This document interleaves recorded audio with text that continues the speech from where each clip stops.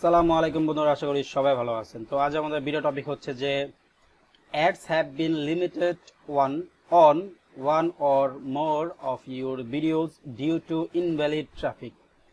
মানে add limit সম্পর্কে আজকের ভিডিওর আলোচনা করব।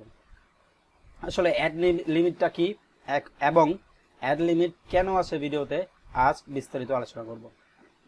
এই যে কিছুদিন আগে আমার এই চ্যানেলে অ্যাড লিমিট করে দিছে, লেখছে on one or more of your videos, মানে এক থেকে আরো বেশি, একের অধিক ভিডিওতে আমার অ্যাড লিমিট করে দিছে। কারণ কি? এই যে ট্রাফিক, ইনভ্যালিড ট্রাফিকের মাধ্যমে। এখন এই ইনভ্যালিড ট্রাফিকটা আসলে কি? আমি যখন আমার এই চ্যানেলটাতে ভিডিও আপলোড দিতাম, ঠিক তখন অনেক দিন যাবত আমার এই চ্যানেলে ভিডিও আপলোড না দেওয়ার কারণে স্বাভাবিকভাবে আমার চ্যানেলের ভিউ কমে যেত বা কমে গেছে। তখন আমি কি করছি, এই ভিডিও আপলোড দেওয়ার সাথে সাথে বিভিন্ন ফেসবুক গ্রুপে আমার ভিডিও লিংক শেয়ার করছি। আরও কিছু কারণ ছিল, ওগুলা হয়তোবা বলা যাবে না। তো এই কারণেই ইনভ্যালিড ট্রাফিক, মানে আমার ইউটিউব থেকে যে ভিউ আসার কথা ছিল, আসলে আমার ইউটিউব থেকে কোনো ভিউ আসতো না। যত ভিউ আসতো ঠিক ওই বিভিন্ন ফেসবুক, তারপর সোশ্যাল মিডিয়া থেকে আসতো।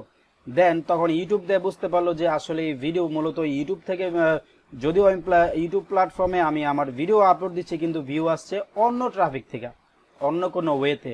দেন তখনই ইউটিউব আমার এই চ্যানেলে অ্যাড লিমিট করে দেয়